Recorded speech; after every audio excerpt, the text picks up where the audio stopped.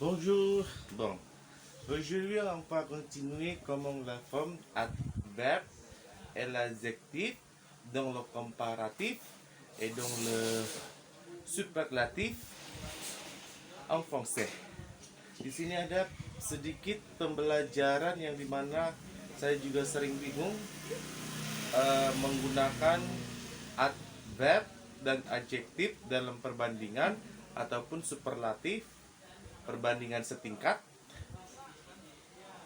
dalam bahasa Prancis, karena sometimes saya berpikir itu adalah adverb atau itu adalah adjektif pada umumnya.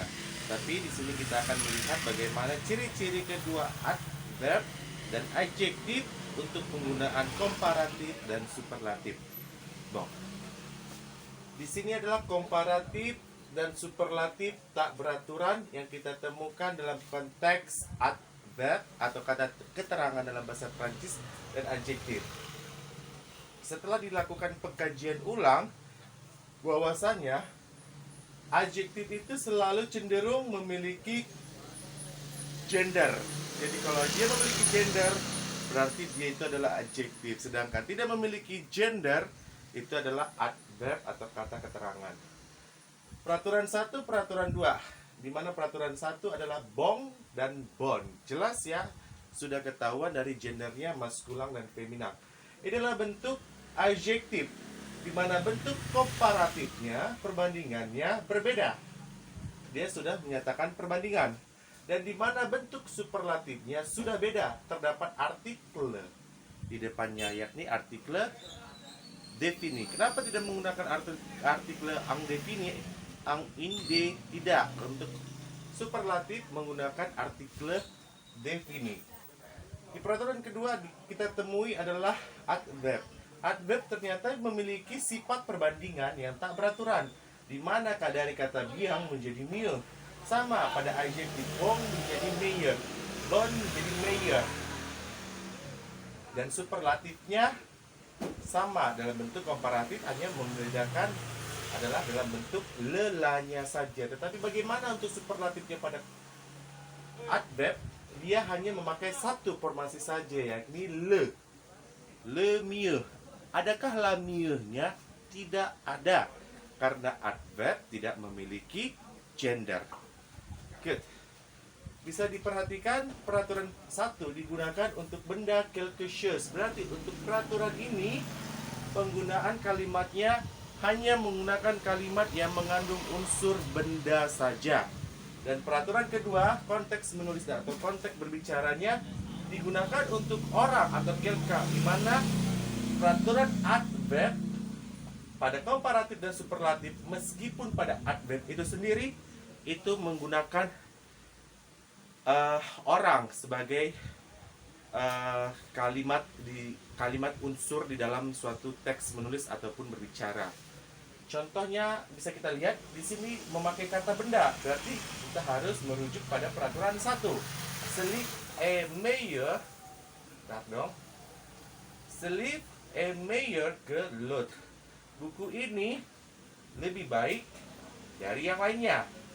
Tetapi kita kalau masuk ke superlatif, artinya sudah sedikit berbeda dengan penerjemahan yang sama. Celui est le meilleur que l'autre. Yang penerjemahannya artinya sama, buku ini yang paling baik dari lainnya. Jadi untuk penerjemahannya pada dasarnya sama, tetapi kalau melihat secara gramatikal, di sini unsurnya sudah mengandung superlatif. Jadinya inti superlatif adalah memiliki artikel di depan. Bon. Contoh kedua untuk penggunaan adverb dan bentuk tak beraturannya. Kita ambil saja untuk bentuk tidak beraturannya ya, sebagai contoh, karena untuk menggunakan ini sudah dipelajari pelajaran sebelumnya. Elle parle mieux le français que moi. Dia berbicara lebih baik bahasa Prancis daripada saya. Peraturan superlatif, elle parle le mieux le français que moi. Dia berbicara lebih baik bahasa Prancis daripada saya. Di mana fungsi yang kedua ini ada dua artikel seperti terlihat semu, tetapi ini peraturannya satu, yakni fungsi superlatif. Sampai di sini bisa dipahami untuk penggunaan bonbon pada formula adjektif, bien pada formula adverb dan fungsinya untuk quelque chose apabila itu adalah adjektif, dan fungsinya quelqu'un apabila itu untuk adverb.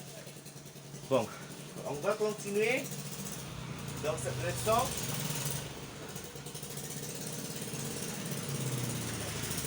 Di sini akan saya jelaskan sedikit bagaimana menggunakan bong dan bon untuk penggunaan komparatif. Bisa pakai moi atau aussi. Ini penggunaannya untuk komparatif. Ce livre est moins bon. Bisa masuk ya.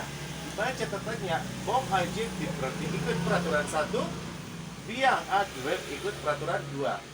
Ce livre est moins bon que l'autre. Buku ini kurang bagus daripada yang lainnya. Ce livre est aussi bon que l'autre. Buku ini sama bagusnya dengan yang lainnya. Kalau penerjemahannya sudah jelas, berbeda. Kurang bagus sama bagus.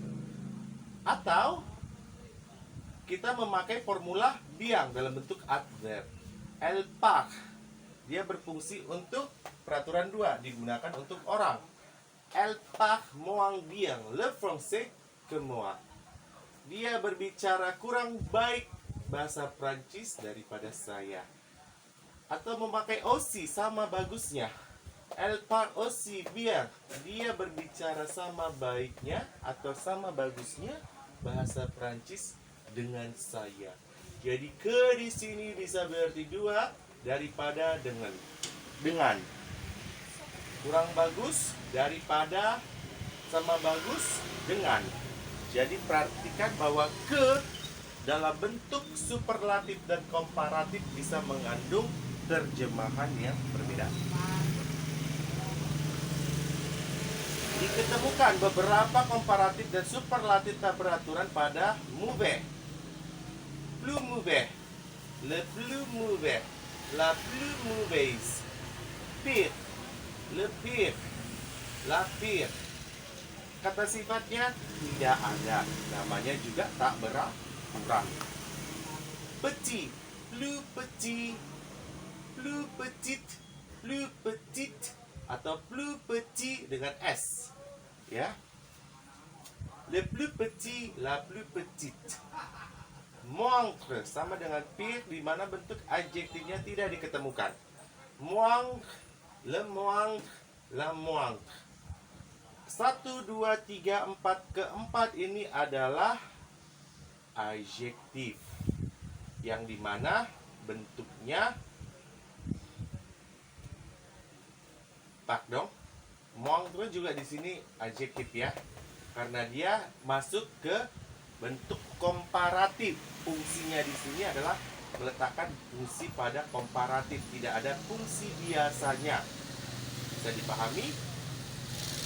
Lanjut, di sini adalah adverb. Tempat ini adalah adjektif, berarti masuk dia ke peraturan ini. Semua ini bisa dipakai untuk menyatakan benda kecuali moindre. Bendanya itu harus abstrak. Apa itu abstrak? Ide, penemuan. Contohnya seperti itu. Adverb mal, plus mal, le plus mal, la plus mal. Jadi contoh adverb ini bisa dipakai pada peraturan kedua, di mana kata-kata yang ada di sini fungsinya untuk benda quelqu'un, seseorang. Bon, sampai di sini untuk perjumpaan kali ini. Merci beaucoup d'avoir regardé cette vidéo. N'oubliez pas vous abonner s'il vous plaît à la chaîne pour plus de vidéos de belajar bahasa Prancis. À tantôt.